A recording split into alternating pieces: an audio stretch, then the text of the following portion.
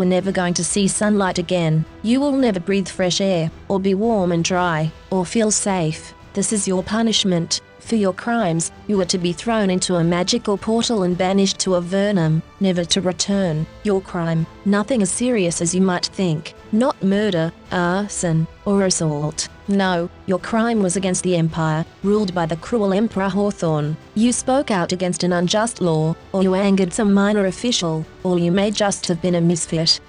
The Empire controls the entire surface of the world. All 4 continents have completely submitted to its rule. Not fitting in is a crime in the Empire, so you are being exiled. You are being sent down to Avernum. Avernum is a series of caverns, far below the surface of the world. It is a dark, subterranean prison, a place where exiles like you spend the rest of their lives, far from the light.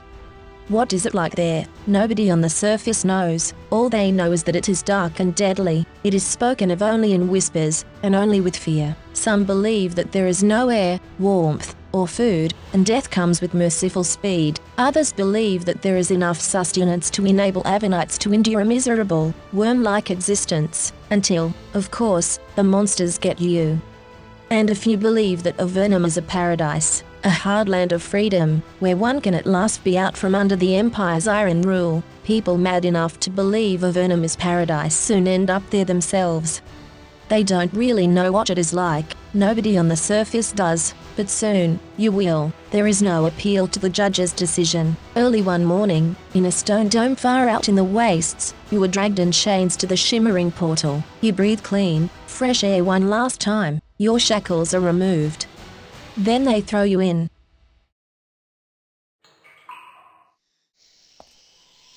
Slowly, your eyes adjust to the dim light. Happily, there is light. The ceiling of the cavern is covered with scattered patches of a fungus that glows with a faint green luminescence. But you are alone. It is cold, damp, and deathly still. All you hear are the echoes of dripping water in the shadows. The loneliness makes the feeling of claustrophobia more powerful. For a moment, you can sense the countless tons of stone above you, ready to, at any moment, crush you into nothingness. You concentrate and overcome the growing terror. There must be someone down here. You'll just have to explore and find them. This is my usual arrangement. The first character, Jill, is the tank, the primary Malay warrior. She will be trained for halberds, pole weapons. The second character, Kelly, starts out as a thief to deal with traps and locks in the early game. She is also the secondary Malay warrior with dual wielding. As the game progresses, she will switch to warrior then Knight Templar. She will be able to assist Jill or Sabrina as conditions require.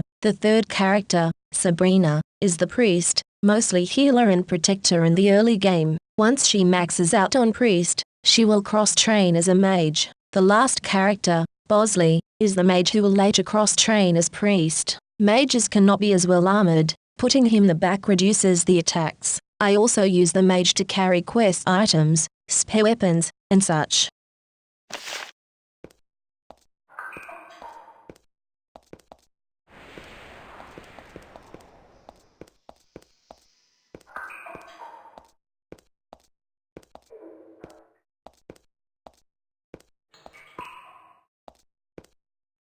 Much to your great relief, you finally find signs of human occupation. The gallery to the west is blocked by a wall, rough stone blocks, held together by crumbling mortar. It looks like it has been here for years, abandoned and decaying, but it is something. Less reassuring is the pile of bones between you and the wall. They look like they came from a small humanoid, perhaps a goblin. They too have been here for a while. On the floor near them, someone discarded a crude cloak, scraps of leather, roughly stitched together. On the surface, you would have ignored the disgusting thing. Down here, with the cold seeping into your bones, you decide that you would be better off wearing it.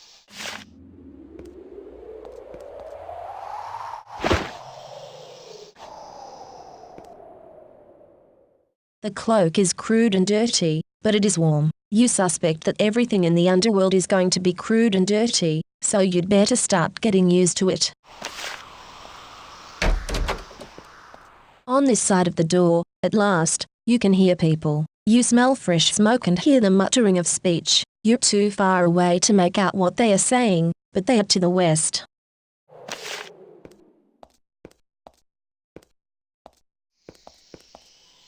There are 3 people ahead, crouched around a dim, smoky fire of burning fungus. They are rolling dice, gambling over a handful of copper coins and leather garments they scavenged in these caves. Then their sharp ears detect you. They leap to their feet and spin to face you, drawing their blades. They are Nephilim, scrawny and hungry specimens, but dangerous nonetheless. Nephilim are a proud, tribal race that once filled the wild plains of the surface. Then the Empire began to remove them, sending the few that surrendered into Avernum and killing the rest. This has left them with a vicious hatred of humanity. Even though you share a common enemy, they are still determined to take their revenge upon you.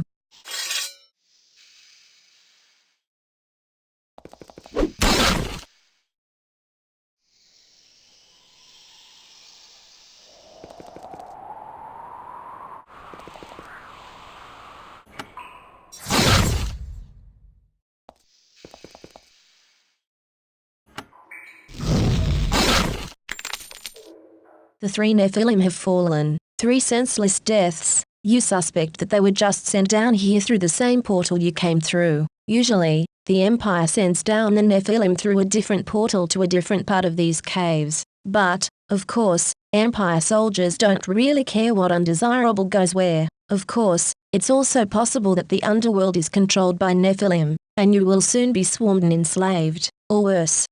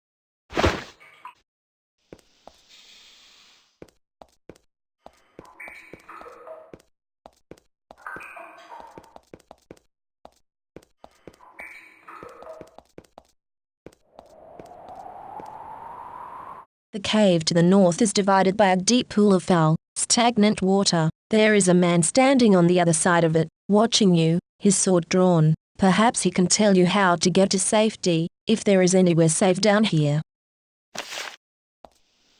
There is a pool of foul, stagnant water dividing this cavern in half. On the other side of the morass, a human is staring at you. He has a dented, bronze broadsword and a heavy leather jerkin. Your relief at seeing another human is not enough to keep you from noticing the coldness of his gaze, or how he seems to be sizing you up. He gives you a half bow and smirks. I, Lagran, welcome you to the underworld, and, from the look of you, you are a warrior, not the weaklings and malcontents we've had coming through so far. You are an Avernite. He laughs, a grim, raspy sound. I would not say that. I don't think that the Avernites are very fond of me right now. Are we the only people here? No, there are a few others in the arrival caves. That's what the Avernites call these chambers, though they didn't control them as well as they should have. What do you mean? He points at something hanging around his neck. It's a key. These caves are where all the new human arrivals are supposed to end up. Then the Avernites, noble beings that they are, find you and bring you out and help you. But then I stole this key. I came down here and locked the gates behind me. Now you are all stuck down here with me and my helpers. Why did you come back down here? For wealth and weapons. For first pick of the goods the Empire sends down from time to time. And, of course, for hostages. When we are ready, we will trade your lives for our escape, and we will seize our own part of these caves. He lets out a long, shrill laugh. Perhaps he is not entirely sane. Why are you doing this?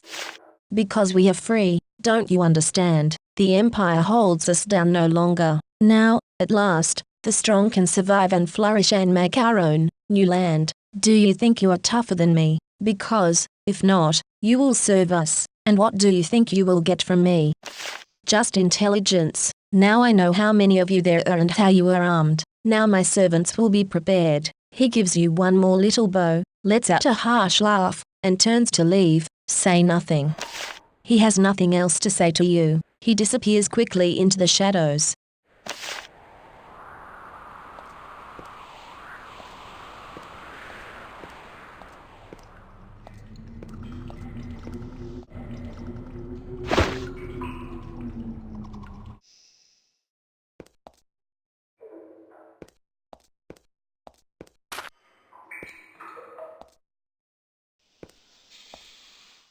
Not everyone adjusts easily to arrival in Avernum. This person is almost in a coma, staring into the dim green light and whimpering. The woman watching over them says, "You might as well talk to me. I haven't been able to get a word out of them." The Avernites built something down here, a crude stone structure that was then left to crumble. 4 people, fresh from the surface, are hiding in the ruins. They look like ordinary people, farmers and merchants, who angered some empire lord or said the wrong thing when the wrong person was listening. Now they are trapped in the underworld for the rest of their lives, empty-handed and terrified. Only one of them seems to have kept her self-control. She is a young, stocky woman. She holds a crude spear in her trembling hands. Who is there? I. When she gets a look at you, she lowers the spear slightly. You are not one of the thugs, are you? I am Brissa. Are you trapped down here like us? How did you come to be here? The others. She looks at the 3 cowering in the corner. I don't know. They are barely able to talk. As for me, I suppose that I was disloyal to the Empire. Will they be all right? Perhaps, if we can get out of these caves and get them a moment's safety. How were you disloyal? She winces. I refused to give one of their mares my favor. He decided to take his own petty revenge, and I would not speak of it further. I have another question. Brissa watches you closely. Her spear is always in her hands. What else do you need of us? I hope you have not joined those thugs. Do you need my help? I would not beg a stranger for aid, except that our situation is desperate. There is a cretin down here. His name is Lagran, and he has a pack of brigands and thugs to help him. We can't escape this basement while he blocks the exit. I can't fight him off. I need your help. Can you give it? I will free you from these caves.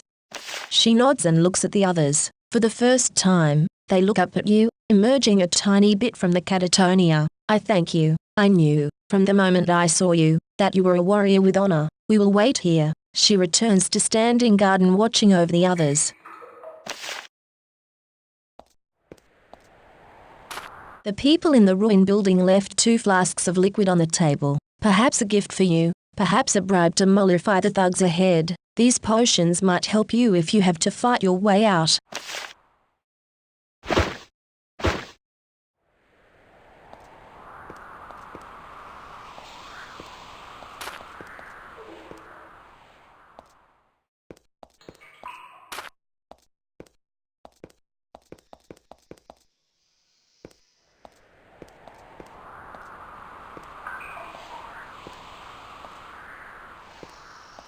After your meeting with Lagrin, you aren't surprised to find these people waiting for you. 3 humans, who have teamed up with 2 Nephilim. They smirk and raise their blades as you step into the dim light of their fire. As the reek of burning fungus assaults your nose, one of them says, "Well, you knew this was coming. Lagrin let you know what was happening. I hope you're ready. At least you won't be in this pit much longer." "Won't be in this pit? You mean we can escape?" They laugh at you. "Oh, I mean you will be in this pit forever. You just won't be alive to suffer through it." They advance upon you, greedily eyeing your weapons and armor.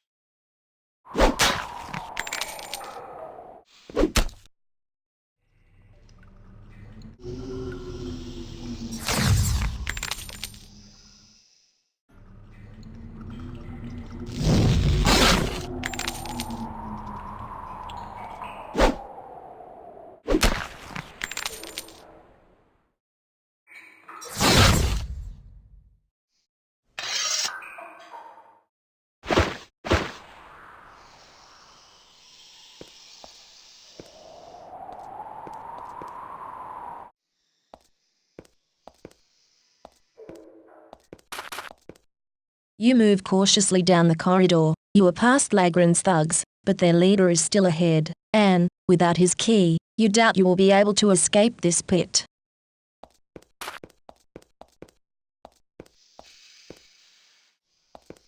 You round the corner and come face to face with Lagrin, a petty thug with delusions of grandeur. When he gets a good look at you, he realizes that perhaps his plan to build a new empire within Avernum is not going to work out, and yet, he doesn't give in. He stands between you and the locked gate leading to the exit and snarls at you. You notice dark stains around his mouth. Perhaps he has eaten something recently that is tinkering with his brain. He points his blade at you. "You got past my warriors, and, what? They are dead. Well, I will get more. The Empire sends down more killers every day. Avernum won't take them, but I will." You notice that he is holding something in his offhand, but you can't tell what it is. "Just surrender."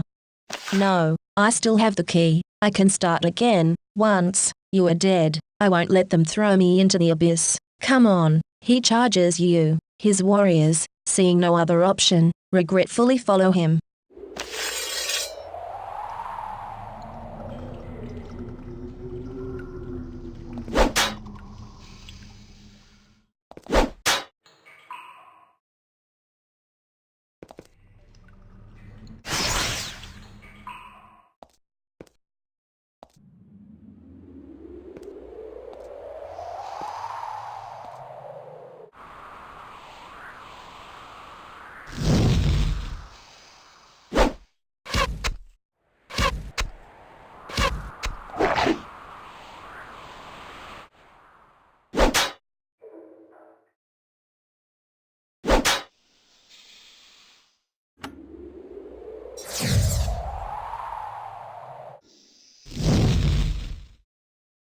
Lagrin is wounded. He is bleeding and exhausted. "No, you will not stop me. I have one thing I smuggled." He raises his left hand, and you can see that he is holding a glass globe. "Goodbye, fool. Enjoy your new life of servitude." He smashes a globe against the floor. A cloud of lavender smoke spreads out, choking you, confusing you. Lagrin turns and runs toward the gate, the key in his hand.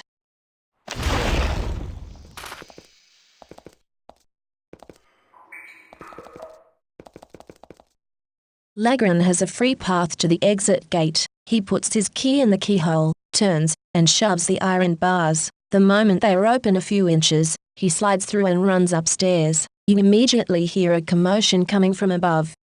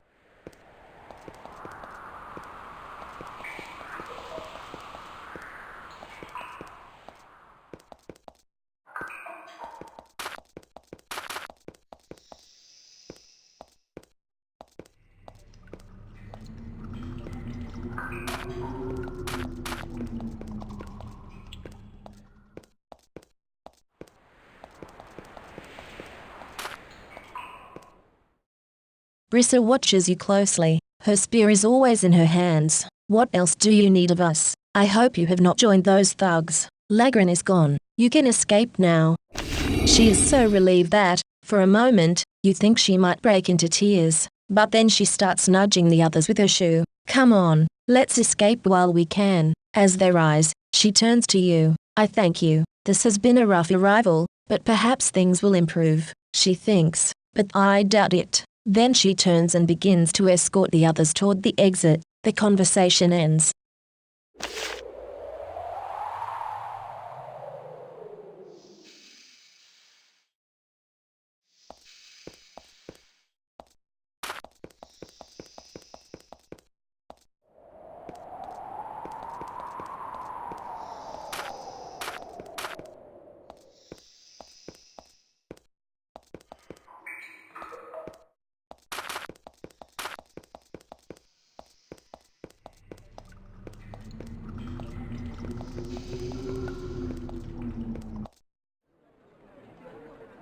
You emerge from the dark tunnels, and your claustrophobia is immediately replaced with vertigo. You are in a fort within a gigantic cavern. The stone ceiling arcs hundreds of feet over your head. As your eyesight adjusts, you look around at the world of Avernum for the first time. You are inside what looks like some sort of fort. It is made of huge blocks of stone, roughly mortared together. Wood must be rare down here. Only the doors are made of it. There are a few odd trees nearby, more fungus than wood. Then, when your awe at this strange sight fades, you notice the warriors. They stand around the lip of the pit you are in, weapons drawn. Some of them have bows pointed at you, ready to fire. As you prepare to defend yourself, a man comes running toward the lip of the pit from the south. Stop, stop, he shouts. Don't fire, let me talk.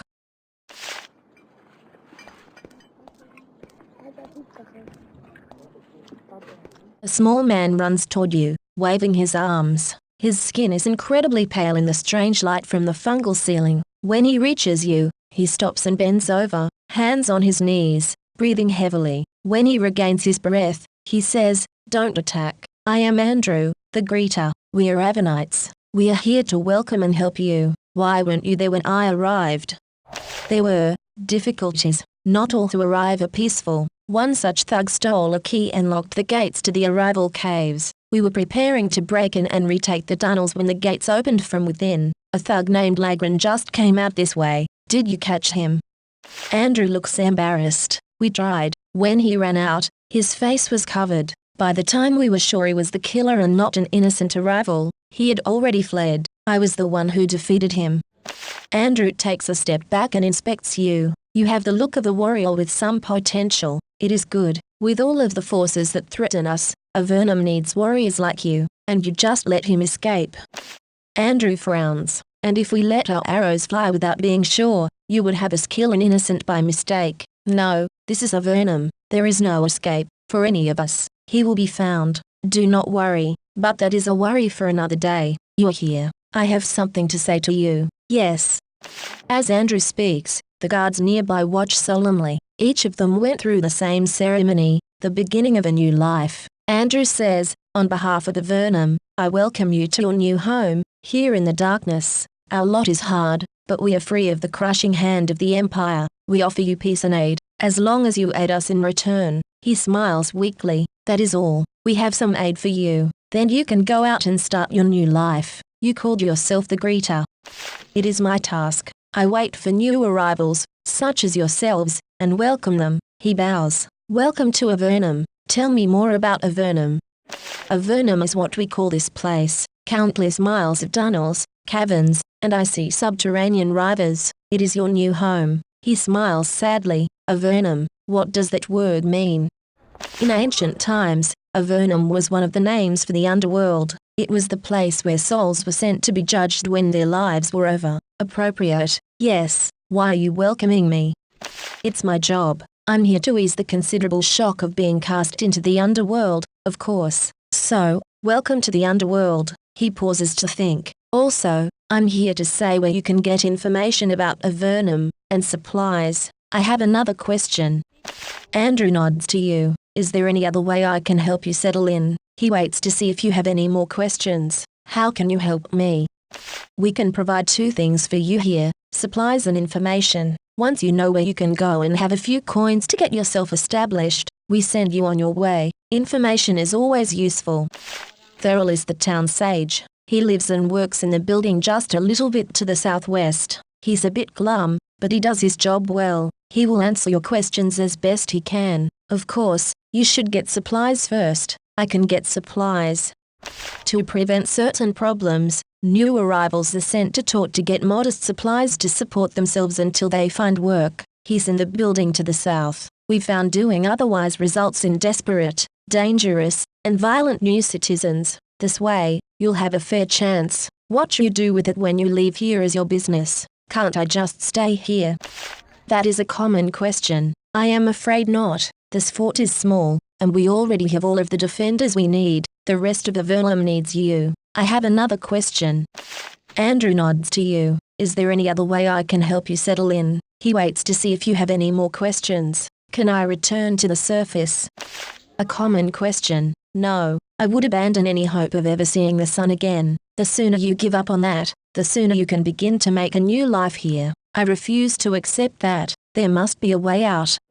Andrew shrugs. I did not expect you to believe me. That comes in time. One day you will settle in. Life here is hard, but it has its own rewards and moments of beauty. Do you need anything else?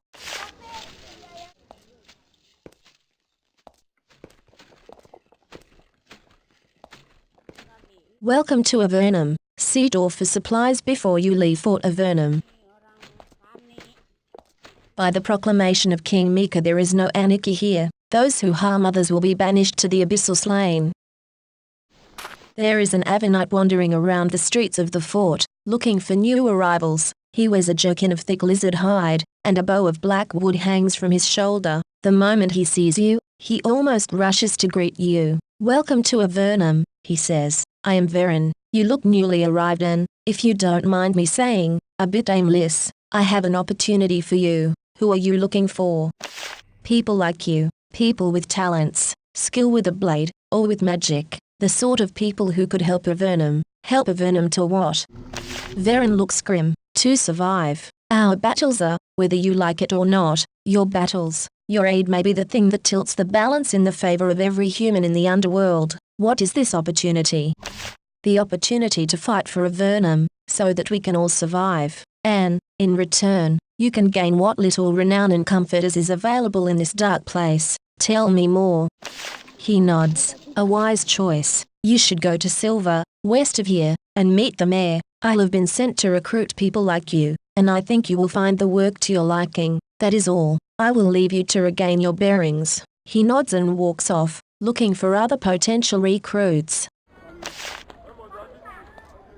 Tours supplies. Newcomers get their starting equipment here.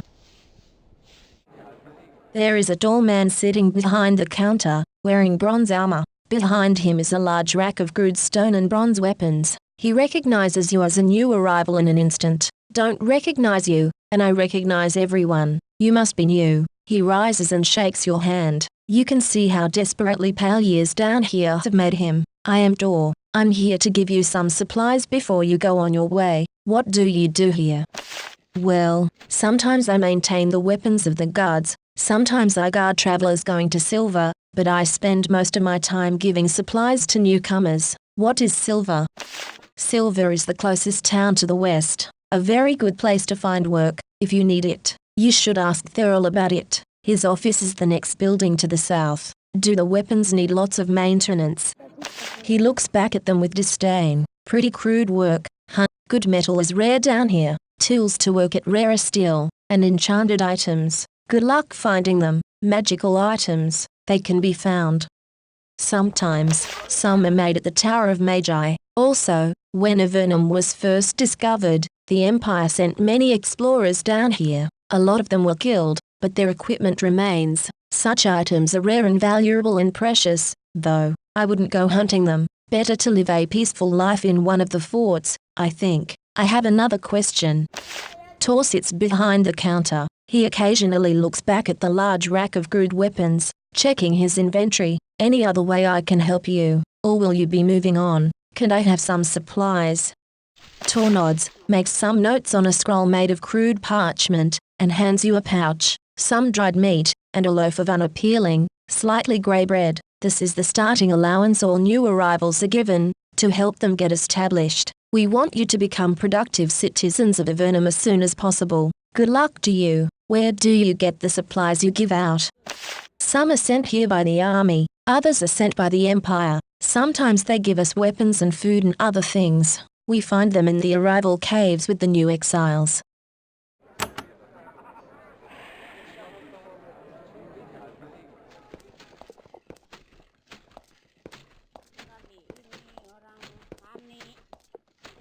Office of Thurl. New arrivals may receive guidance and reassurance here.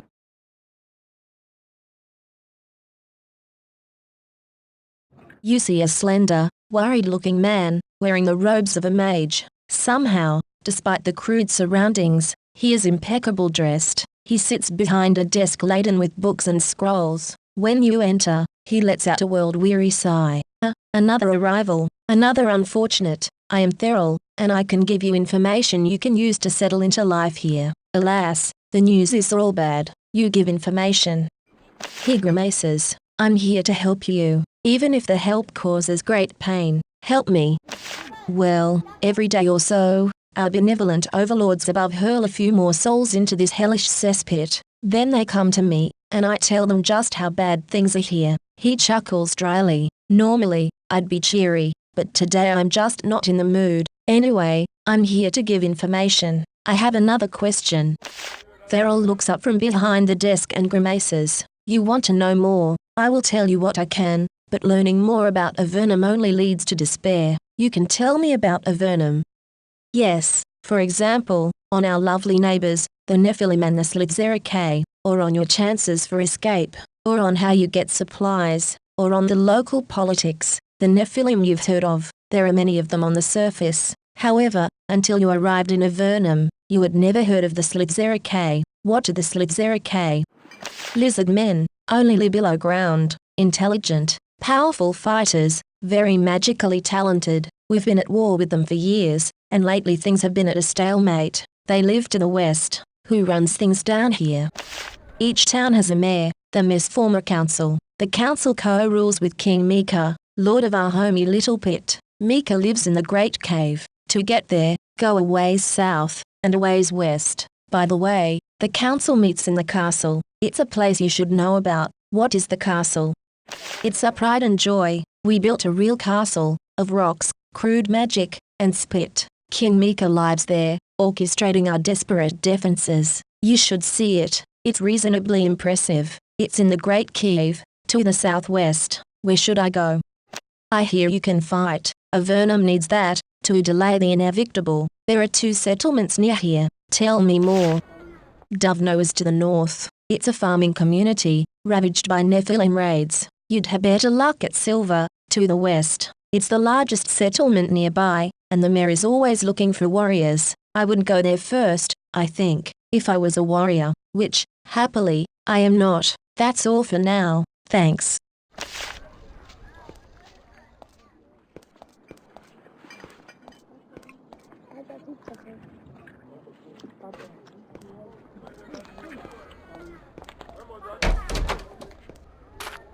This is a storm where the surface goods the Empire occasionally sends down through the portal are stored before they are distributed throughout Avernum. Understandably, goods from the surface are very valuable down here. You can sometimes steal easily and sometimes with clever positioning and waiting for watchers to walk out of sight.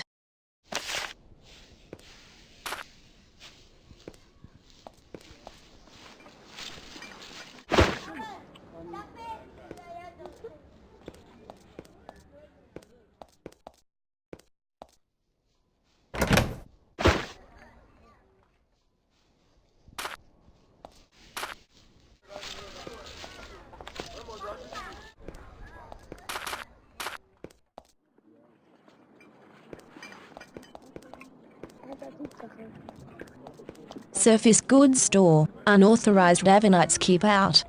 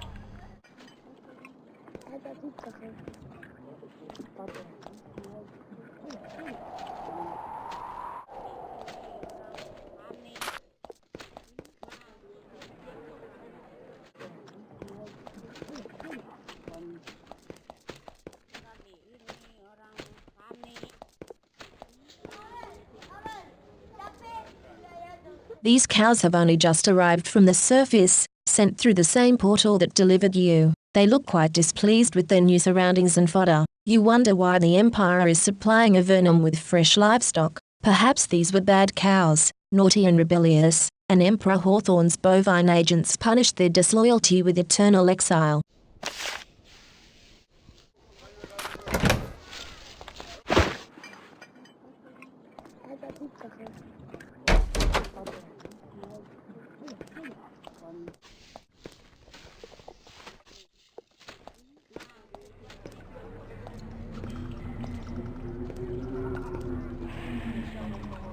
You meet a young woman with long black hair. She is sitting at a table, eating a bowl of thin lizard soup.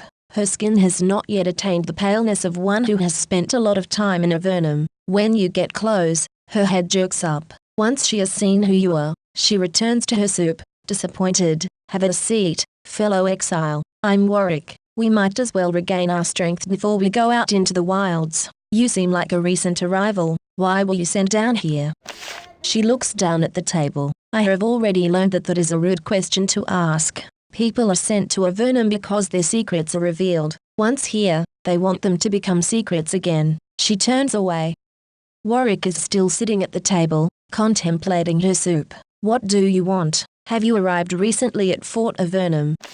No, I have been here for weeks, asking people if they have heard of the one who was sent down before me. Her name was Anastasia. She was sent here a few years ago, and I don't want to leave until I know where she is. I haven't met anyone named Anastasia, but I'll remember that you're looking for her. Thank you, I would appreciate that. Despondent, she turns back to her soup.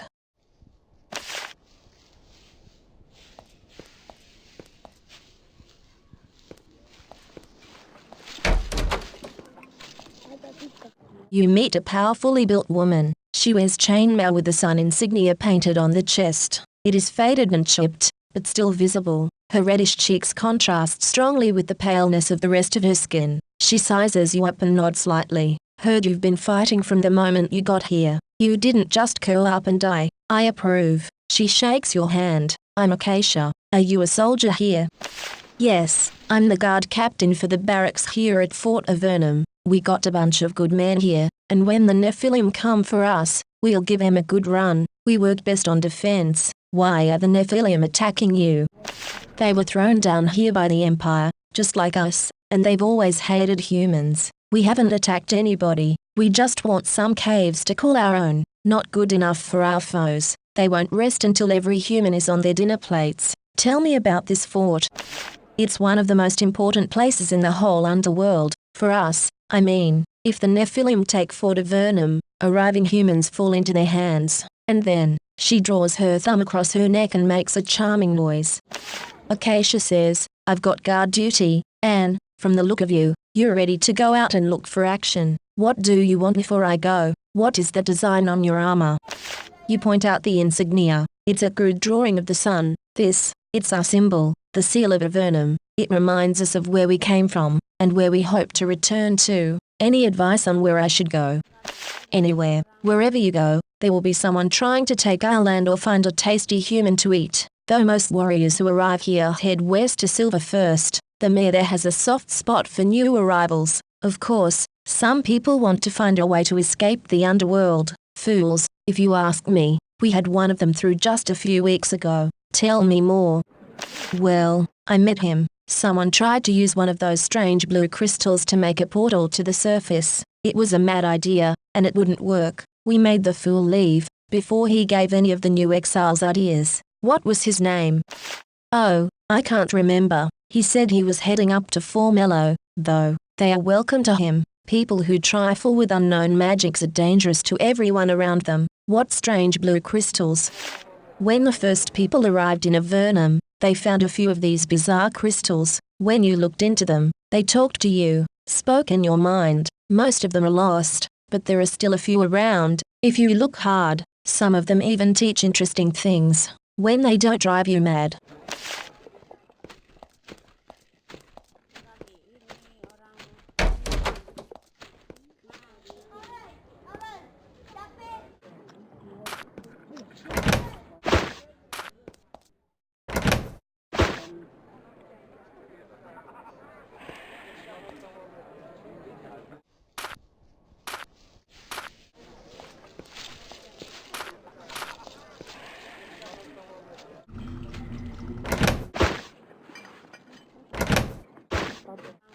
You meet a middle-aged woman, who seems to be in a big hurry. Like everyone else you've met, she is extremely pale. She is holding a crude clipboard. She nods to you. Greetings, I'm Janice. Don't come to me for supplies. I just count them. I don't give them out. What are you doing?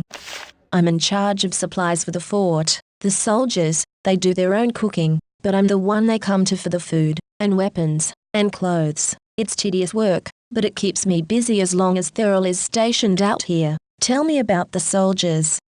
Yes, good lads and lasses, everyone. Well, most everyone anyway. Just between you and me, the best get sent to the front. The front.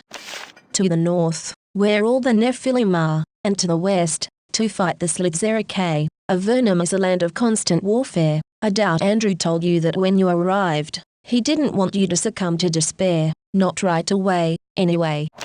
Janice continues to make her way among the piles of crates, taking an inventory of the supplies freshly arrived from the surface. Where do these supplies come from?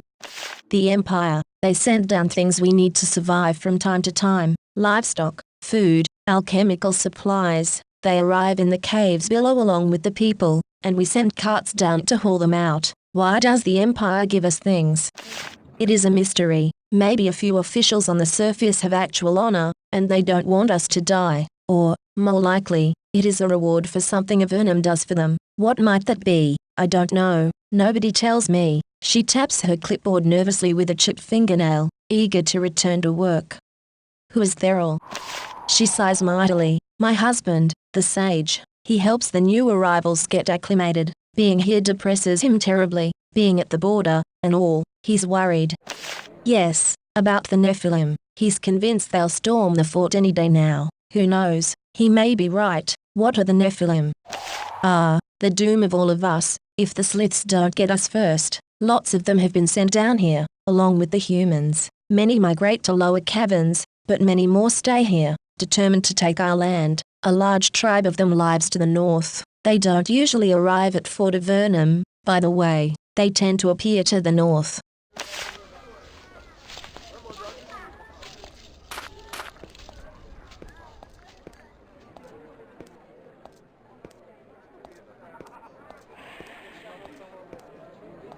Fort Avernum Barracks.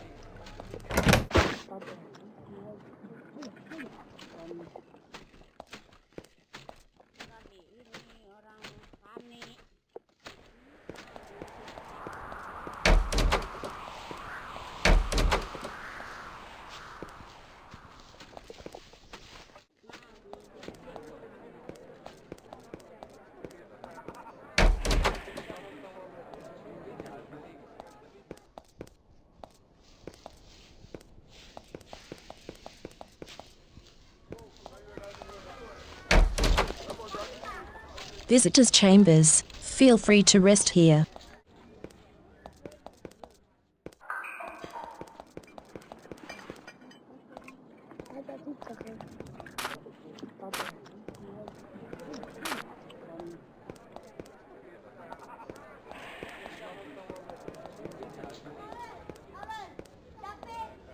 Avernum Memorial, to the 94,000 souls who have been imprisoned here. The number has been sanded out and recarved many times.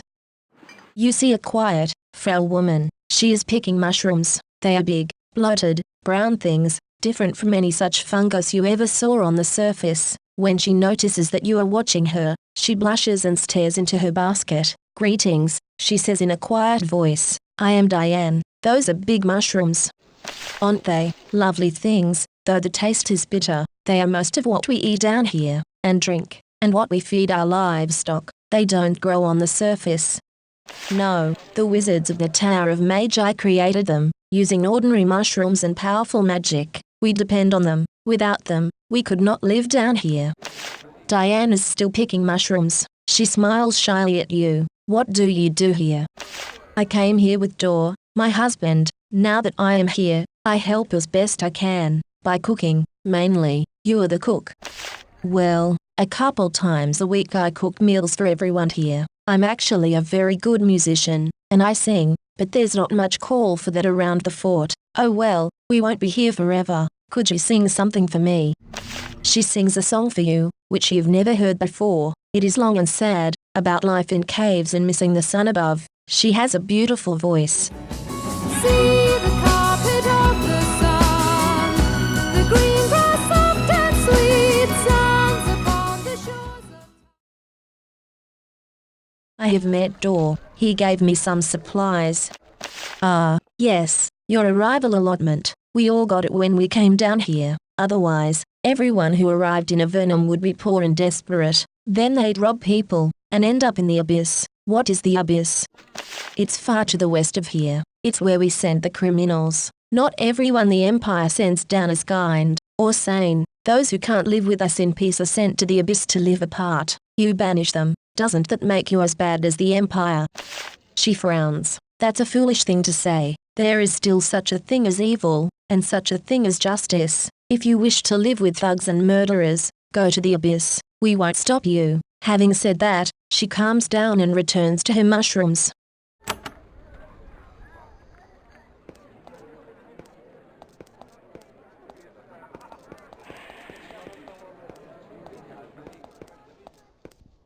You step out of Fort Avernum and get your first good look at your new home. You are at the east end of an enormous cavern, many miles across. In the dim, green light, you can look out through the mist and see a huge forest of the strange, fungal trees. A dark river flows by to the south, and to the west, you can dimly make out the lights of a town. Although you're far underground, it's not as quiet and peaceful as you thought it would be. Sounds echo well in this cavern. You can dimly make out the hisses of lizards, flowing water, and unnervingly, the growls of distant humanoids. Your journey into Avernum is about to begin. The game is mostly open at this point. The end game does have prerequisites, but only things topping the party from most areas is its quick slaughter due to weakness. This part of game will be in eastern central Avernum, with Fort Avernum, Silver, Duvno, and the Bandit Fort. Once this area is cleared, the party will be strong enough to venture in many more dungeons.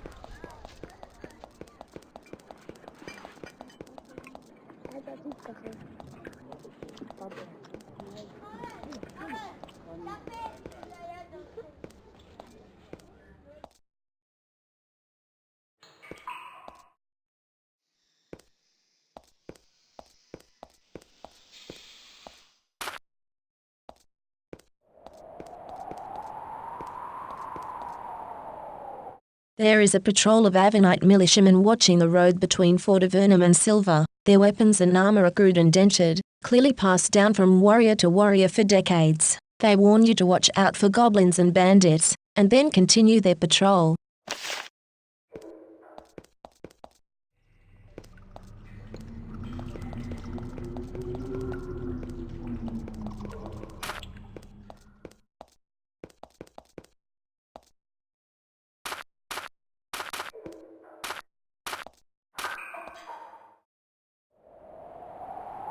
A small group of goblins is camped at the base of the east wall. They watch you warily as you approach. There aren't too many of them, and they aren't well armed. They also don't seem to want to fight. Attack.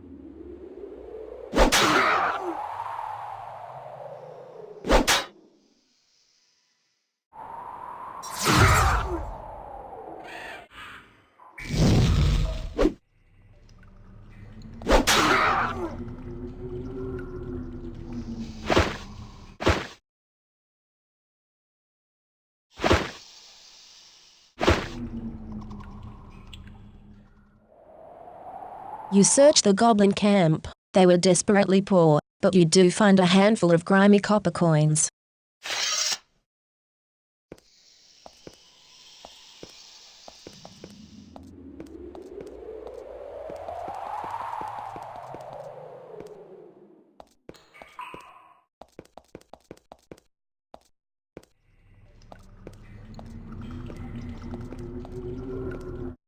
You encounter a stray, lost group of cave cows. They must have wandered away from a nearby farm. You try to round them up, in the hopes of gaining a reward, but they are surprisingly nimble and stubborn. Eventually, they escape.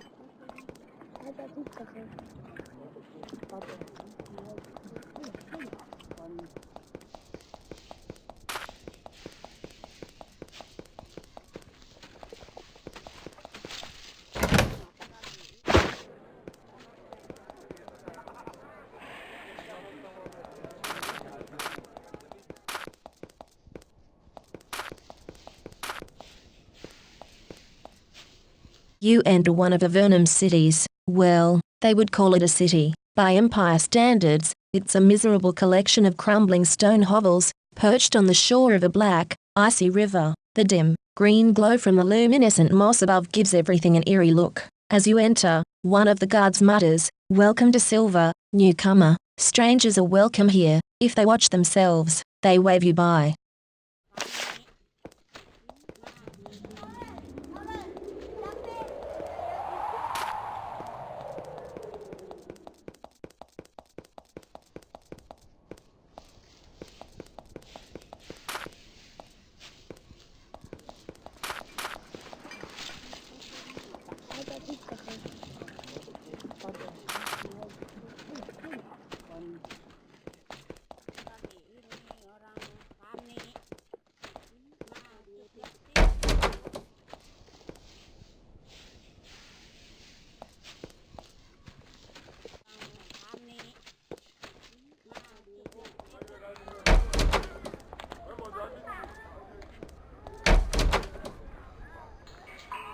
You meet a burly man. He's wearing a belt covered with tools. His skin is incredibly pale, almost translucent. His workshop is well equipped to work the strange fungal wood that grows down here. Some of it has been worked into a small boat, which is almost complete. The man notices you looking at it. "I'm Krantz, and that is a boat. I build them." "What do you build here?"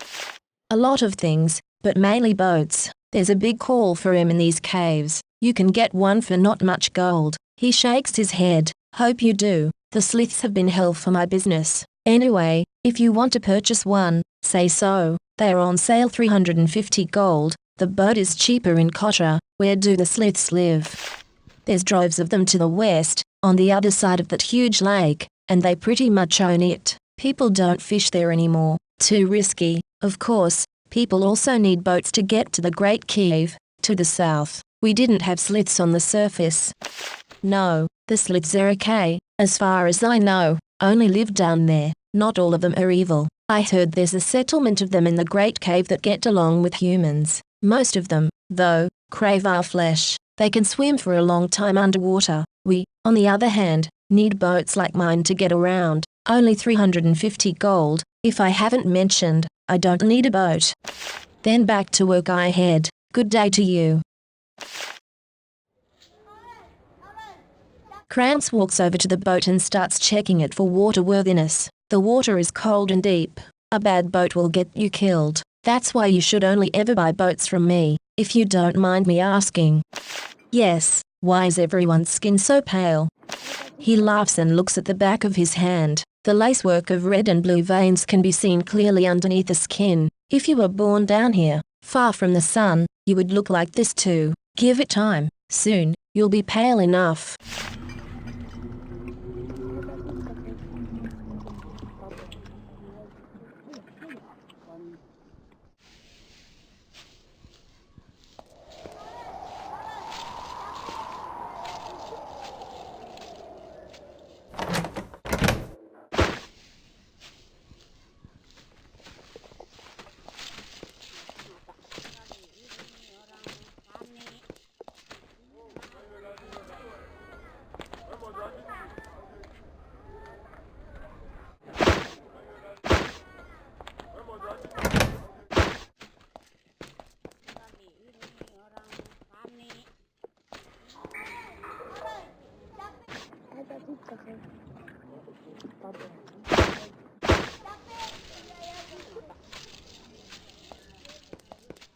Krantz's boat works.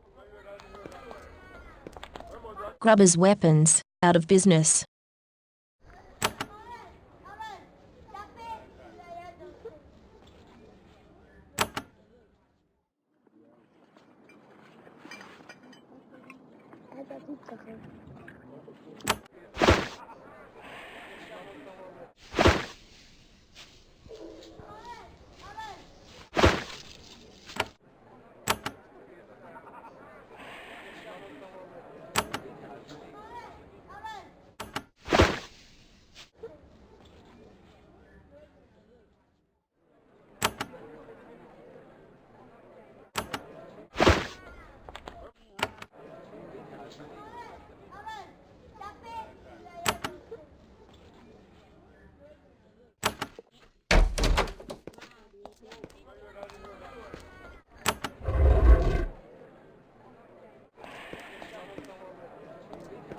This concealed passage hasn't been visited in a long time. A thick layer of dust covers everything. Odd. Part of the floor just ahead is raised slightly. The corridor ahead is blocked by a trap. Select it to try to disarm it.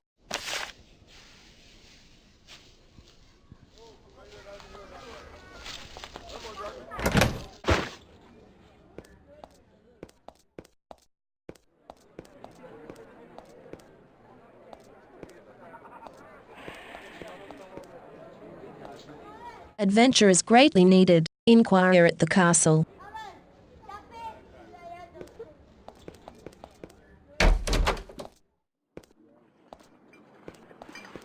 This is a young, well-built man, sitting and drinking ale. He is weighed down with 2 heavy leather bags and a broadsword. He motions for you to join him. I am Jay. It is good to meet a fellow warrior down here, though now I'm just a pitiful refugee. Are you a warrior? Yes, and a refugee. A refugee. Does that mean you're looking for work? Well, yes, in fact, I've always wanted to travel and see the world. I'm pretty strong from farm work, and I've hunted all my life. I'm really good with all sorts of missile weapons. Would you like to join me? I could use another adventurer. He looks you over carefully. I'm not an adventurer. I could be a soldier, as long as I know where my next meal's coming from. Sorry, no offense. You make some more small talk with him and go on your way. You are a refugee. What are you fleeing from? Well, I tried to sign on as a warrior at Fort Duvno. That's some 20 miles to the north. I wasn't welcome. Then the Nephilim started coming south, and I decided to move to more hospitable territory. The Nephilim. Are there many of them in Avernum? Yeah, many. The kittens are starting trouble again. They are building some sort of a fort at the north end of this huge cave. It's small now, but nobody's doing anything about it. Soon it'll be big. Then, watch out. You could find out a lot more about it at Fort Duvno. Go east to Fort Avernum, then north.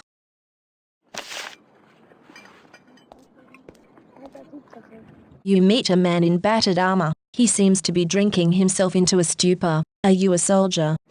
No, a mercenary. Are you fighting anyone right now?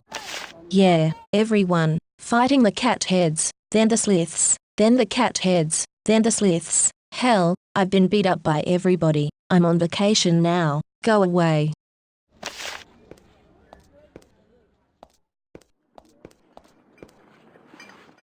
The barkeep busily polishes the counter. He's tall and sports a very ambitious beard. He greets you when you walk up to the bar. I'm Gary, he says, and this is mine. You have the look of a new arrival about you. You can buy a round of mushroom ale if you like. I just don't want to hear any complaining. So Gary, what do you have on tap? I sell mushroom beer. 1 gold. We also have free rooms. Sometimes. He polishes for a bit. I don't need anything else. Fair enough. He goes back to polishing his counter. Well, barkeep, any advice on how to stay alive in Avernum? That's a good question. A lot of people come through here asking for my advice. I suggest doing for a living down here what you did on the surface, as long as it isn't harmful to anyone, of course. Did you run an inn on the surface? Yes, unfortunately, unknown to me, several rebels were using my place as a base of operation. When the Empire found them, they died. Then, to play it safe, I was sent to Avernum. Not fair, but since when has the Empire been fair? Gary continues to wipe down the bar. The sandstone slowly flakes away as he rubs at it, leaving it even dirtier than it was when he began. Any jobs that adventurers could do?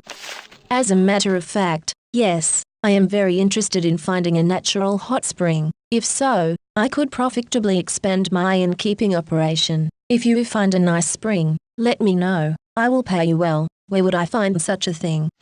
If I knew, I wouldn't have offered you money to find it, now, would I? But I'd look in the Eastern Gallery. There must be something like that nearby.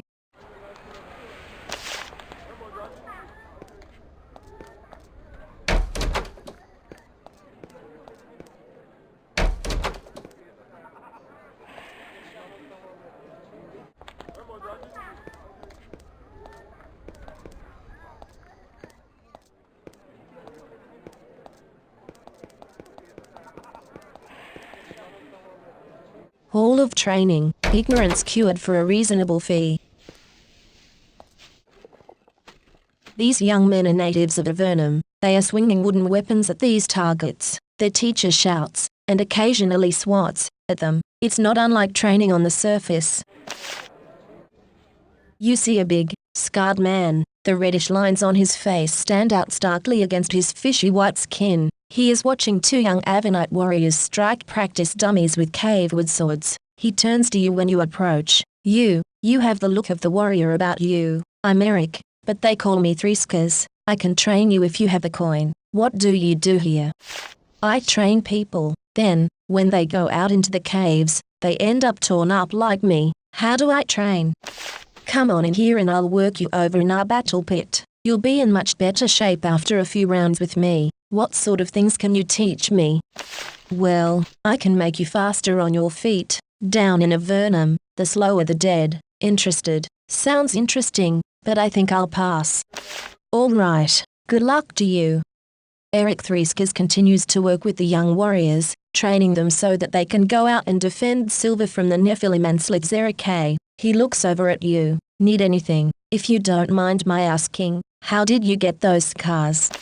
The first, I encountered some bandits while wandering the areas around Silver. Be wary if you travel to the north. Bandits set traps for those such as you. And the second, one of the spears of the Slitzerik. There are many of them in the eastern gallery, not far west from here. Don't go west unless you're ready for a fight. And the third, nosy, aren't you? I earned the third fighting an Empire soldier that was stealing from my village. Didn't kill him. If I had, I'd be dead. Instead, they sent me down here.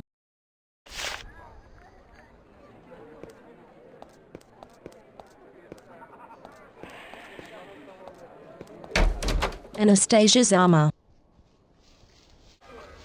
Behind the counter there is a middle-aged woman wearing a thick, leather jerkin. A pair of suits of armor are displayed behind her. On the surface, they would be thrown into the trash. Down here, they are almost priceless. She nods to you, a customer. Then welcome to you. I am Anastasia, and this is my shop. We buy and sell here. What do you sell in this shop?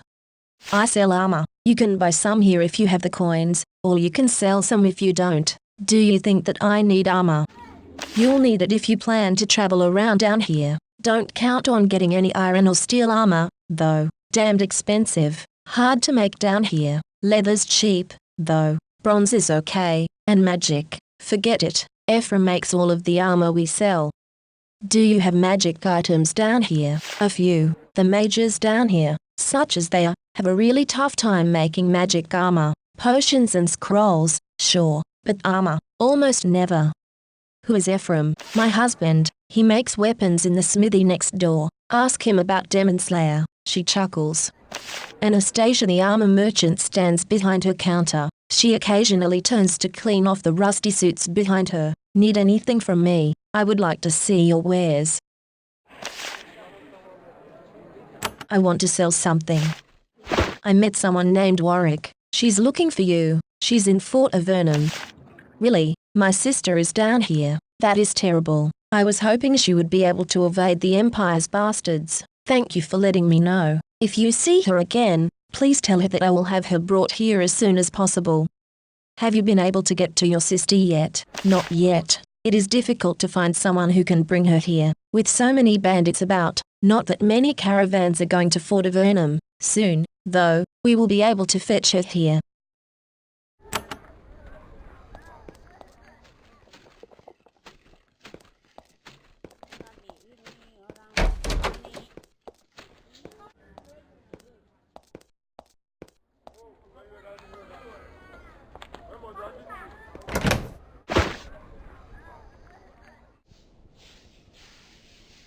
This building contains a small, crude smithy, mainly suitable for small work and minor repairs. Several windows in the east wall help the acrid smoke to escape.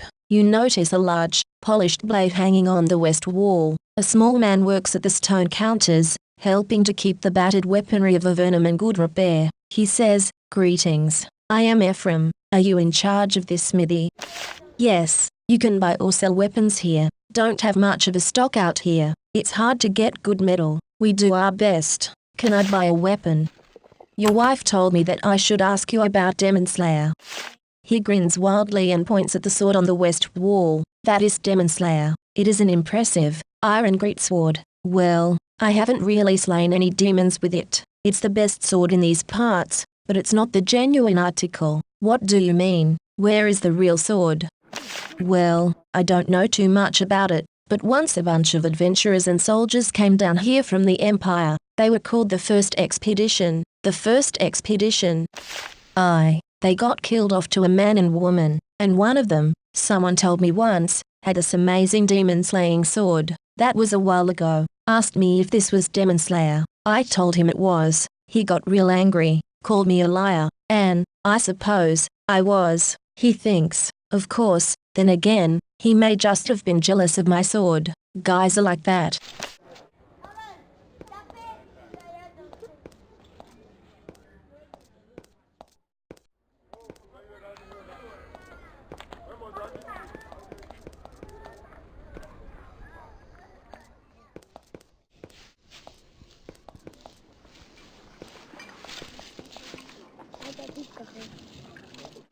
Rations and supplies.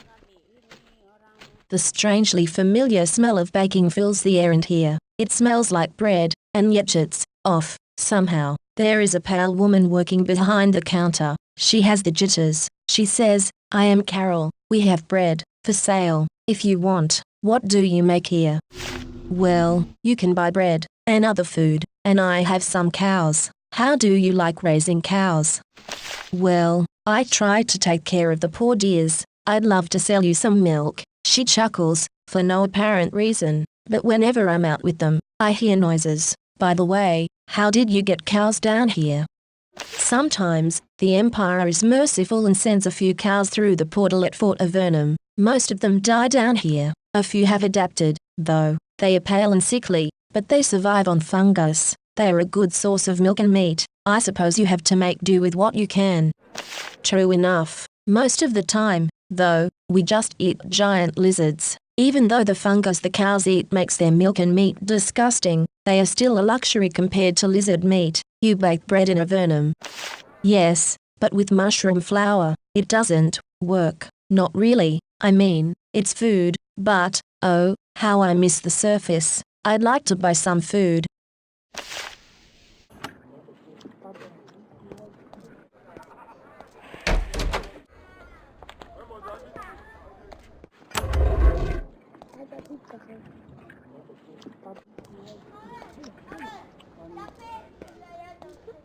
You see shapes ahead, lurking in the ever-present shadows. You try to back away unnoticed, but they smell you. They are goblin spies. The goblins were a common pest on the surface until the Empire started to wipe them out. Most of them were killed, but a large number of them were dumped into Avernum. Once here, they bred like mad. Now they are your problem.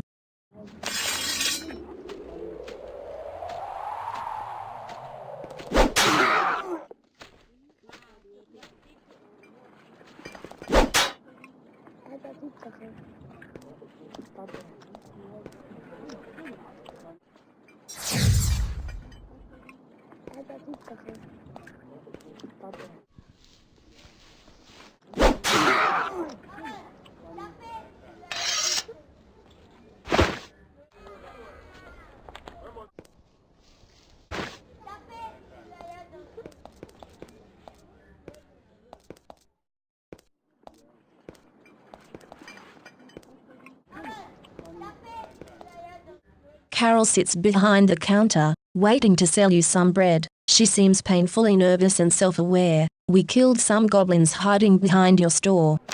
Oh, thank you. I will be so much less worried now, I think. But then, if there were some goblins back there before, there could be more later, couldn't there? Oh dear, I'm more worried than ever. Now, she shakes her head sadly.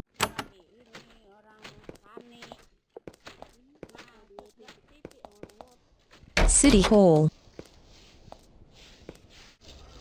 A young man in nice, well-cut robes shuffles papers behind a desk. A fine cloth sash, only somewhat threadbare, crosses his chest. A gold amulet hangs from around his neck. He seems pleased to see you. The new arrival. I see. Glad that you made it to see me. I am Jonathan, Mayor of Silver. one of the 6 proud cities of Avernum. I would very much like to speak with you. You knew that I was coming. Oh, yes. When someone with promise for the defense of Avernum comes down through the portal, word gets sent ahead immediately. I was also told to apprehend a brigand named Lagrin, though he has thus far escaped our grasp. I would be happy to speak with you. Your courtesy does you credit. This is a harsh land, but not entirely uncivilized. I simply wanted to ask. You are here. It is done. It cannot be undone. What are your plans from here? I want to escape this prison.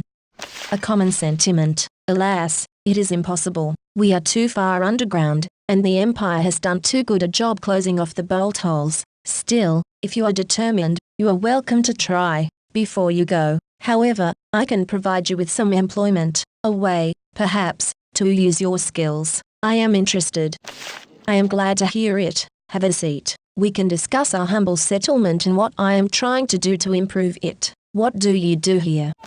I am the mayor of this fine city, and a member of the Avernum Council. Keeps me busy. My farm has been sadly neglected during my tenure. Towns here have mayors.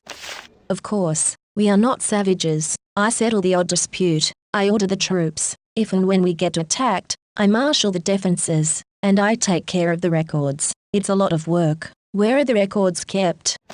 In the room to the west. They are not very interesting, true, but necessary. I keep track of everybody I can find who comes to Avernum. Someday, people will want to know what happened down here, and when they do, my records will be here.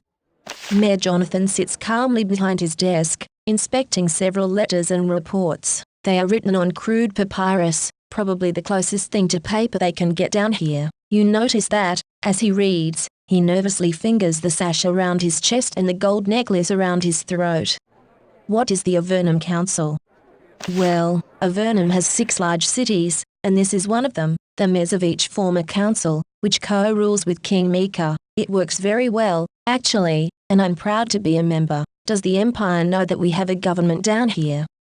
The Empire may control everyone and everything on the surface, but it knows precious little about what happens down here. We have our own laws, our own customs, and our own history. I'd like to know about what you are wearing. Are you referring to my sash and my amulet? They are the symbols of my power as mayor and councillor. What can the amulet do?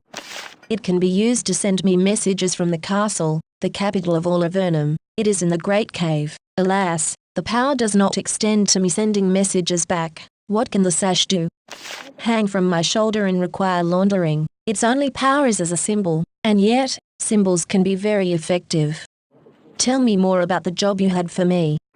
Silver is digging out a sewer. The excavation is taking place under our feet. Alas, this work has stalled, as the tunnels below us have been infested with worms. Big ones. If you can go below and find how the creatures are entering the tunnels under my city, I will present you with both a reward and some valuable advice. Why are you building a sewer?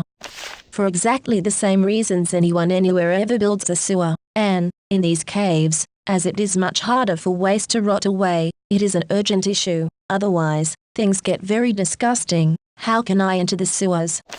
There are 2 entries, in the northwest and northeast corners of the city. The northwest entrance will place you closer to the infestation.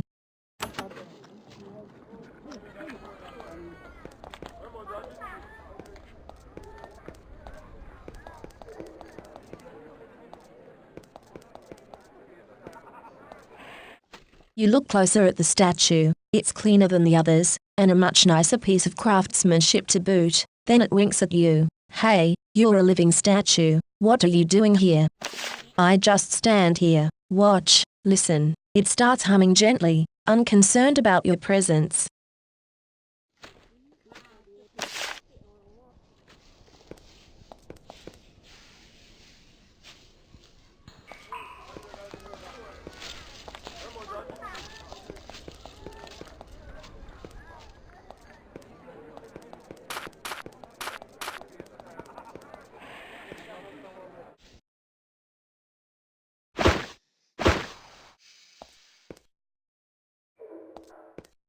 You enter the tunnels under silver. Workers have been toiling to burrow toward the water to the south, providing a much-needed channel for the waste and trash of the people above to escape. None of the workers are visible, though. The tunnels have been abandoned. They are eerily quiet. You notice a small pool of green, viscous slime on the floor. It is unpleasantly fresh.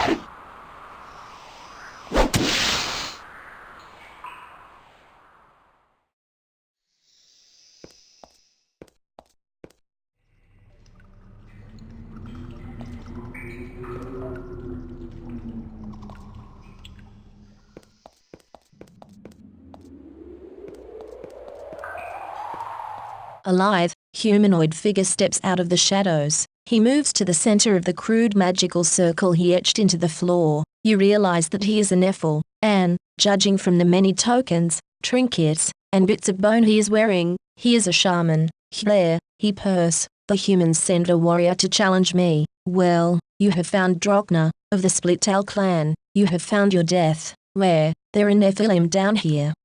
Yes, you humans send us down here into this pit, where we are never warm and never clean and always want for milk. For this, we will have our vengeance. Where? Actually, it's the Empire who sent them down here, not the Avernites. Sadly, Duvno doesn't seem interested in discussing such political fine points. Actually, I was just trying to find out where all these worms come from. Duvno favors you with a fanged grin. His tail twitches gleefully from side to side. You have found the source. They are cooled with my magic and filled with furious lust for human blood. Soon, I will create a swarm of worms. They will emerge and drive the humans from this place, and the Split-Tail clan will claim a great victory. Swarm, isn't the technical term for a group of worms a bed? Yes, you can also call a group of worms a clue. However, neither of those words carries the right level of menace. No human will tremble at the thought of being devoured by a bed of monsters. Where? You can breed worms. I can. It is a gift I discovered in the underworld. It is disgusting, and my fur is never properly clean. Also, the smell. But I will withstand all for the greater victory of the Split-Tail clan. I do not want to have to kill you. Leave this place or die. Duvno shakes his head. Retreat. Flee. Submit to humans. Never. You will feed my swarm, and they will grow strong. Grr. Duvno begins to hum a low chant. You hear the hissing of worms coming behind you. This shaman must have the power to call them. That's one mystery solved.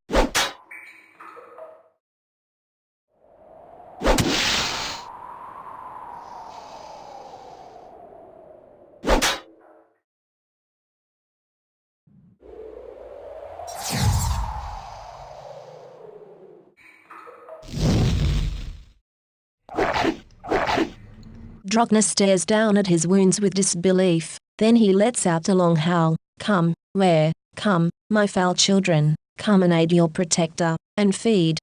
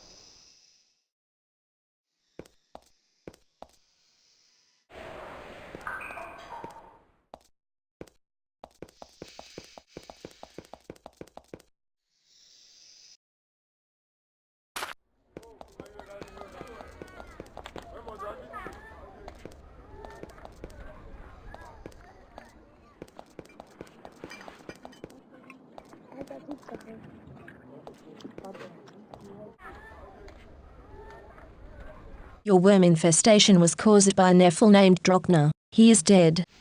How very interesting. Our feline foes are becoming more ingenious in finding ways to assault us. And, as promised, here is the reward. He removes a silver ring from his hand and presents it to you. It is enchanted. Also, as promised, I have advice. You said you have advice to give me. 2 pieces. First, you should know that there is an enchanted pylon in the tunnels below us. Second, if you wish a true use for your skills, you should travel to the castle, far to the southwest in the Great Cave, to enter that fortress. However, you will need a crown token. Tell me about the pylon. Certain trusted individuals are given the ability to use the magic of these pylons to travel quickly through Avernum. You can learn more about them in the Tower of Magi, to the south. Our pylon is in the tunnel network below, in the northeast corner. I will make sure that the door to it is unlocked for you. Tell me about the castle. King Mika wisely rules Avernum from there. If you truly wish to do good fighting for your newfound homeland, that is where you should go. How do I get a crown token? You find a mayor who has one to present, and you earn it. It is how you prove you can be trusted to spend time with our king. Alas, I do not have one to give, but the mayor of Formello, to the north, does. You should go north and speak with her. If the rumors I have heard are true, she has a task that may be worth your effort.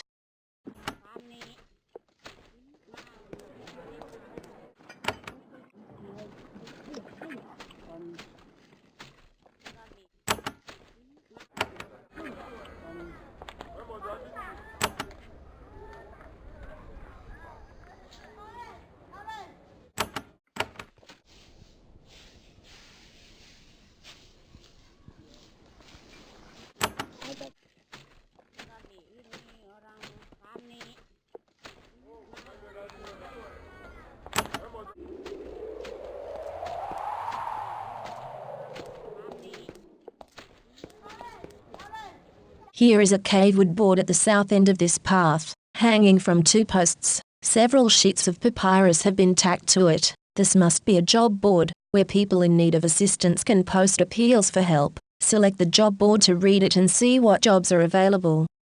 Picks and shovels. There is a note from the smith. It reads, "I have been tasked to find supplies to recover or for silver. I will pay in coin for 3 picks and 3 shovels." Misplaced knowledge. To whoever reads this, I have learned that there may be scrolls in the banded keep northwest of Fort Duvno. Such papers contain magical knowledge, something very rare in the underworld. Bat swarms. I have been losing carts of rations and ale to swarms of bats. They come from somewhere northeast of Fort Duvno. I'm sick of it. I'll pay a bounty in coin and steel to the first adventurer who can track these beasts to their lair and slay 10 of them. I am Jay, a warrior fresh from the service. I wish to fight under Captain Johnson of Fort Duvno, but he refuses to speak with me. If any can speak to him on my behalf, I would be grateful. I can be found in the inn in Silver. Please tell him that he can find me here.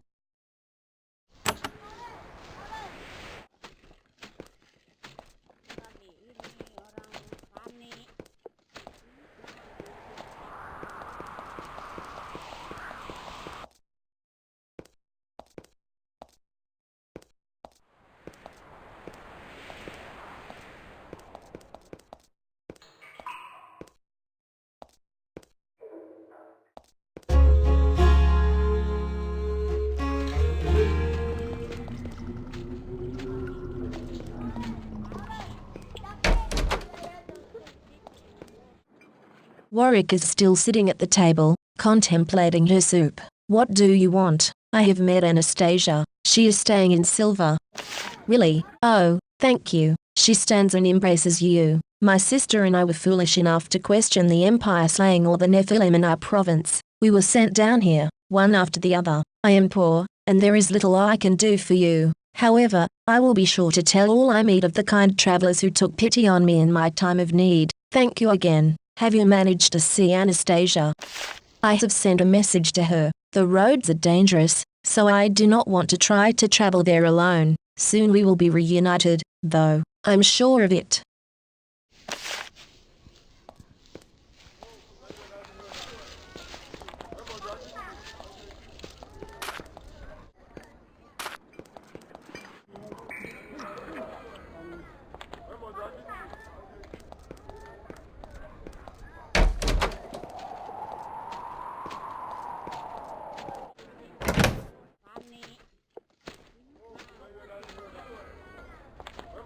There is a spell book chained to this pedestal. The name of the owner is carefully inscribed on the spine, Theral's Knowledge Compendium. It's very impolite to look at Damage's spellbook, but, if you took a peek inside this one, it probably wouldn't hurt, unless, of course, it was trapped. Read the book and hope it's not trapped.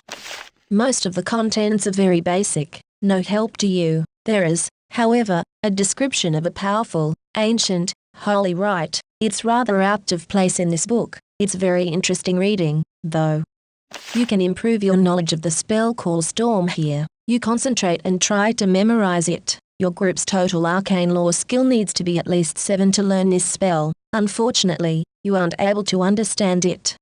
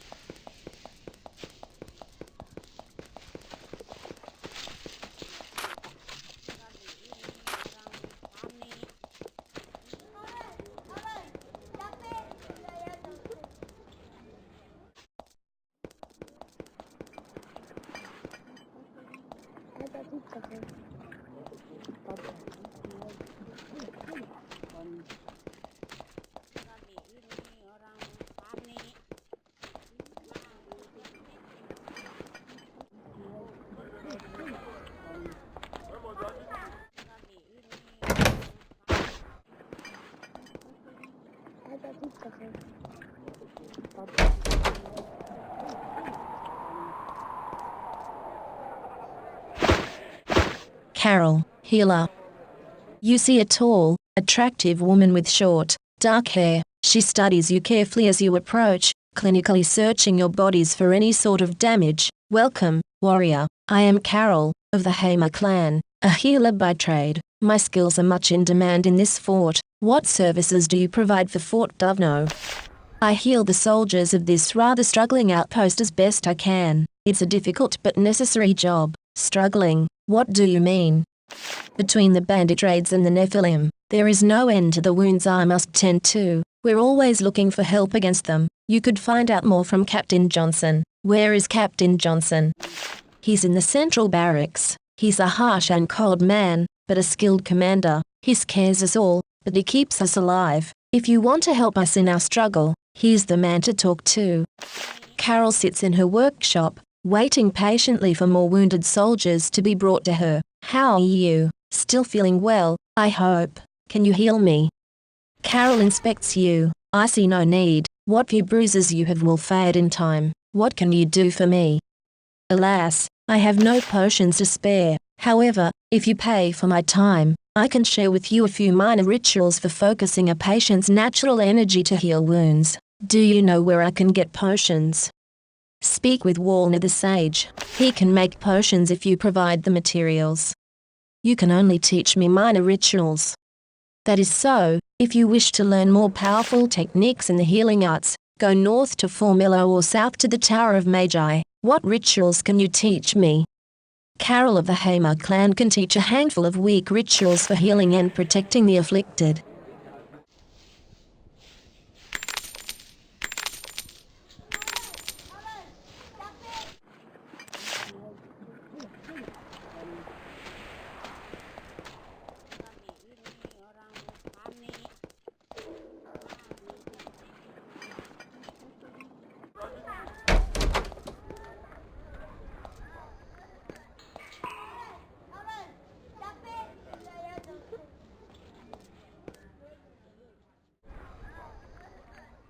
The man in front of you is huge, leather-clad, and grimy. He holds a very large hammer. The heat from his forge leaves his face flushed, and the red stands out dramatically against his pale skin. He looks over your weaponry. A warrior, I see. I'm Grimmett. I sell blades. Best you can find in the Eastern Gallery. Nice shop. You are the fortsmith. I'm the blacksmith around here. I repair weapons, and the like. You can buy some here, and sell your spares as well. Can you repair anything? Actually, I just do small repairs. Now Bartel, up in Fort Draco, he can do some good repairs. Is there really a demand for blacksmithing? Oh, yes. The soldiers need fresh weapons as fast as I can provide them. The raids have been coming faster and faster. Who is doing the raiding? Mainly from bandits. Lately, with the big kitties taking up the slack. There used to be lots of farms to the north. Used to be. Now, we're the only fort in this area. He pauses to think. You know, we could always use some help. Talk to Captain Johnson, in the guardhouse across the street. Grimmett nods. Need a weapon. Still the best you can find in the Eastern Gallery. The best weapons in the Eastern Gallery, you say? Aye, you'll have to go on a long march to find better. And if I wanted better, where would I head? Down south to the Great Kiev, and west. Darman is where the best steel is worked. I'm not ashamed to admit it. All know it. I'd like to buy a weapon. I would like to sell something.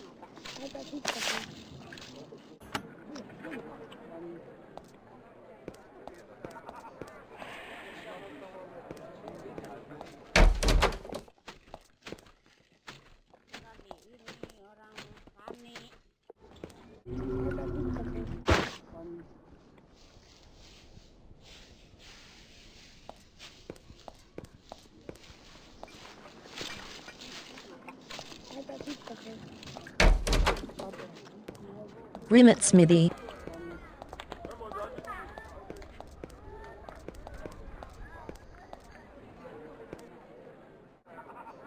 You see an old man sitting under a tree. He's fishing. Are they biting?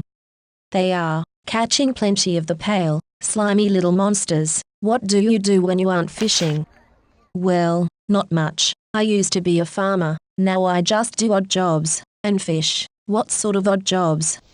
Foraging, cutting down the cave wood and shaping it into boards, burning trash and waste. Same amount of work to get done down here as up on the surface. Why did you stop farming? He speaks loudly for the first time, in anger. Those cat bastards, they burned my farm. They wanted the land, so they took it. Johnson sent out a group to attack their new fort, but they were never heard from, so I'm stuck here.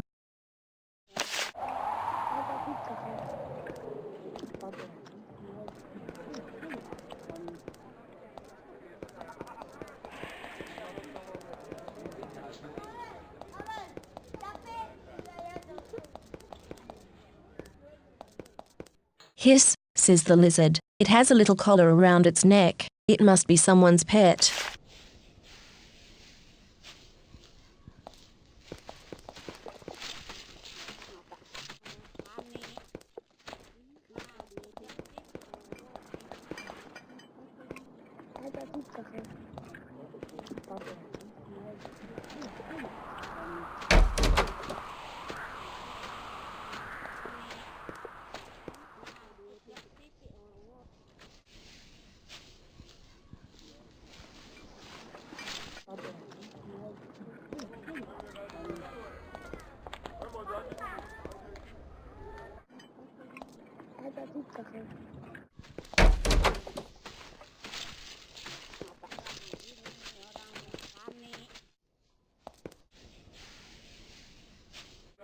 Remembering what you saw on the job board in silver, you tell Captain Johnson of Jay's plight. He nods. I could use another blade. I have a scout going to Silver soon. I will send word to this young warrior. He tips you a handful of silver coins for your trouble. You see a large, bearded man in gleaming steel armor. An iron halberd is strapped over his back. Clearly, he must be the captain of this fort. He is a grim man with cold eyes and a huge variety of scars. Fortunately, he doesn't look unhappy to see you. So you are here, he says. I got word promising warriors arrived in Fort Avernum. I won't pretend we don't need the help. I am Captain Johnson. I'm in charge here until we get a new commander. Tell me more about the fort. I've been in charge of it since our commander died. They should have replaced me by now, but the castle is in no hurry. We were meant as a staging post for merchants heading north to Formello and south to the Tower of Magi and the Great Cave. We weren't intended to be the protectors of the whole Eastern Gallery. We just ended up that way. What happened to the commander? Fell to an arrow while attacking a band of brigands. Not a savvy fellow, was put in charge of this fort in more peaceful times, and he never adjusted to the harshness of life. What can I get here? Healing. Some good supplies. Walnut can make potions. If you want to get proper equipment or learn magic, though, you'll have to go north to Formello. Why haven't you been replaced?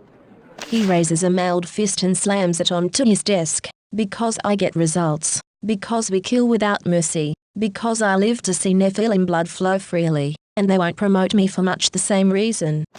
Captain Johnson says, you wish to talk more. Now is not the time for talk, but for action. You note the large number of dings and notches in the blade of his halberd and wonder how many of those were left by the skulls of brigands. How can I assist you, Captain? I could use some help protecting this fort from the bandits and Nephilim. It's my job to not rest until all the vermin are dead. But you have all these soldiers. What can I do?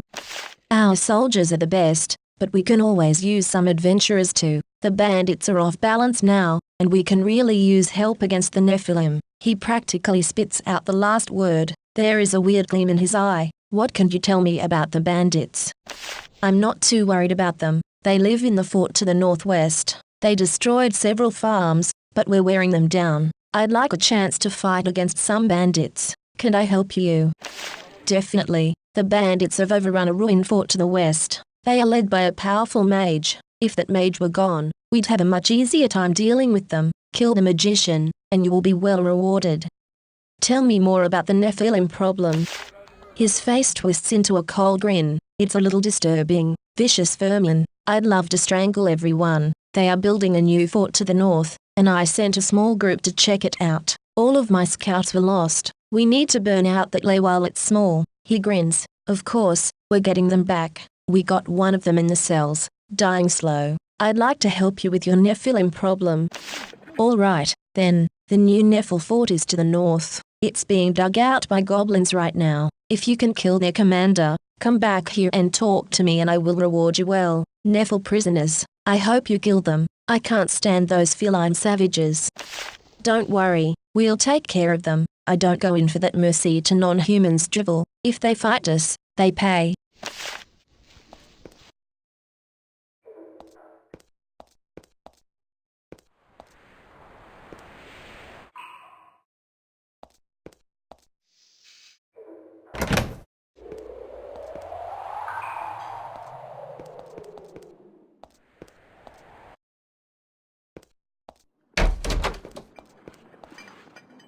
Jail. Authorized soldiers only.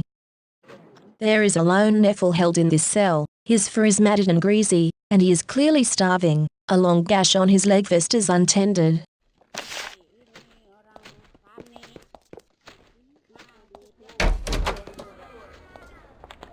You find the body of a human brigand. He apparently died of starvation, although the heavy flogging he received couldn't have helped him to stay alive. Life in Avernum is hard, and thieves and criminals who end up in Fort Duvno receive no mercy from the captain.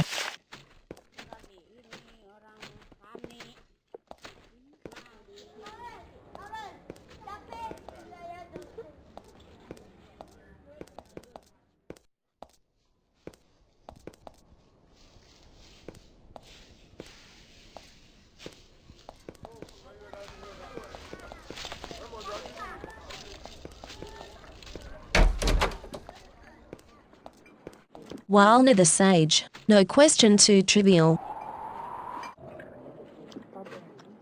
The man behind the counter is short and heavy-set. He wears mage's robes, not crisp and clean, but ratty, as if he'd been traveling recently. The errand here has a thick, medicinal scent. There is some alchemical equipment sitting on the counter. The man sees that you notice it. Difficult to find supplies down here, but I manage. I am Walner the Sage. Welcome to my shop. You look like you do a lot of traveling.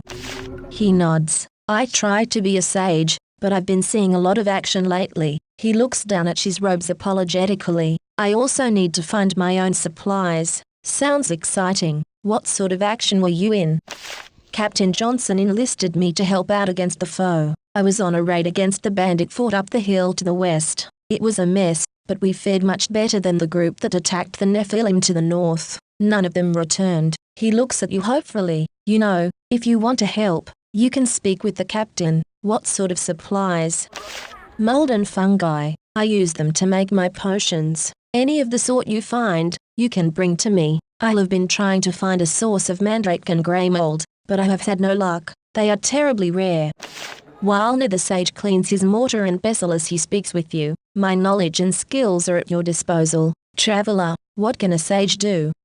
Well, my specialty is alchemy. If you have foraged any lichen or moss or fungi with the proper properties, you can show them to me. If they are fresh enough, I can make something for you. For example, if you brought me healing herbs in adequate quantities, I could make you healing or curing potions. Even better, with the right mix of herbs, I could make a brew to speed you up in combat or restore your magical energy. Very useful, much in demand. I would like a healing potion. Give 2 sprigs of healing herbs. You give him the herbs, and he sets to work. Soon, Walner hands you a clay jug filled with a bitter, medicinal brew.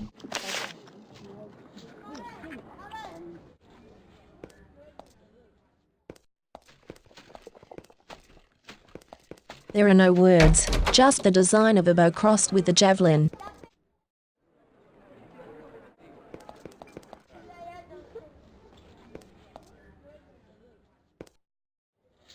A small, slender woman sits behind the counter, working on fletching an arrow. Years in the underworld have made her skin white to the point of translucence. She holds up the arrow, inspects it, nods her approval, and sets it aside. Then she looks up at you. Welcome to my workshop. You can call me JR. I offer fine tools for puncturing one's foes from a safe distance. What kinds of missiles do you make here? I make and sell archery supplies and javelins. Let me know if you want to purchase something. My stock is kind of low. Most everything I make has been going to the soldiers. This seems like a very violent area. It is. Sometimes, I wish that my business was not so healthy. Who have the soldiers been fighting? To the north, goblins and Nephilim. To the west, brigands and the restless Zerike raiding party. The Empire has sent us all to a violent and dangerous land. JR sits behind the counter and watches you patiently. Her own bow leans against the wall behind her. It's a beautiful weapon. Do you know where one might learn about archery? I have been known to share my secrets, but only to ones of adequate prestige to be worth my time.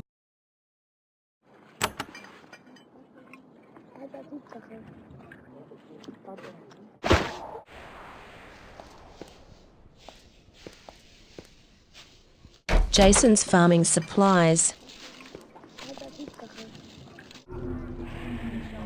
A tall, peculiar-looking man dressed in leather sits by the counter. He has long hair and a broad smile, and cold, calculating eyes. "Hello," he says in a soft voice. "I am Jason. I sell supplies." "You sell supplies? Isn't that a bit vague?"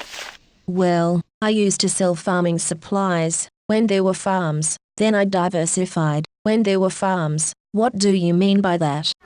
"There are a lot of brigands in these parts. Not good, respectable thieves, savages. They've been attacking the farms. There's one band of them, in particular, that I'd like to see dealt with. Perhaps I could help you deal with them."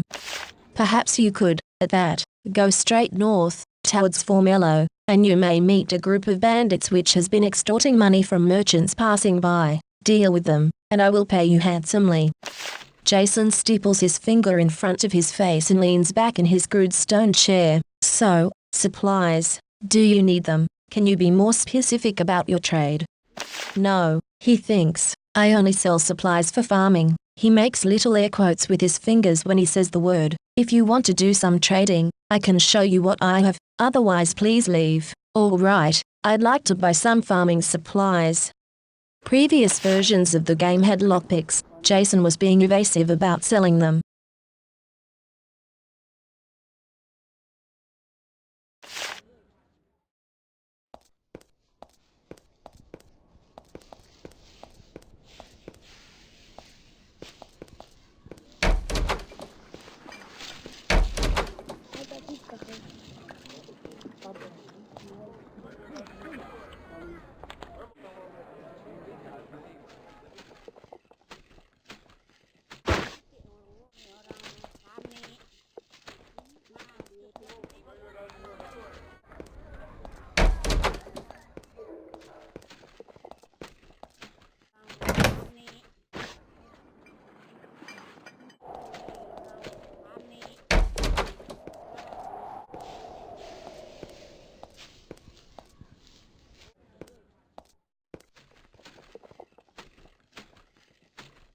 The scene is clearly much frequented by merchants and warriors, the ones who pilot caravans north and south. The proprietor waits impatiently behind the counter. "Stop gawking," she snaps. "I'm Alice, and this is mine. We have drinks and supplies. Sometimes, we have rooms. That's all. Hear any gossip from travelers, tip 5 coins." She takes your coins, inspects them, nods, and pockets them. Then she says, "Haven't heard a thing. Let me see the menu." "I don't need anything." You meet a farmer named Jake. He spends his leisure time here in the inn, playing chess against all comers and making friendly wagers on the outcome. A few minutes of observation reveals that he is a fearsome opponent. Not wanting to lose any money, you quietly move on. You see a small, worried man in long robes. They show the wear and lichen stains that come from heavy travel. A holy symbol hangs prominently from his neck. He invites you to sit with him. "I am Chaos, a speaker of holy chants. Come and join me. I don't mind some company as I take a rest from my journey. May I ask why you are traveling?" "I bring the word to the flock. I once did so in Formello, but now I am moving to safer ground." "Why did you leave Formello?" "I was assistant priest there, but the raids got too much for me. I worked for Mother Claudette, a good, fine woman. Plus, she had the ear of the mayor. If you're ever there, mention my name to her. She'll help you get settled. As for me, I'm off." What can you tell us about Formello?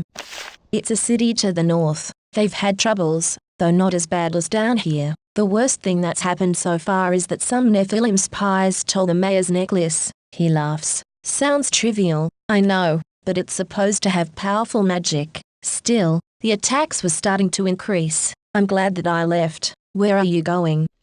I'm going to the Great Cave, where things are calmer. He looks worried for a moment. Or, so I hear. The Great Cave. What is that?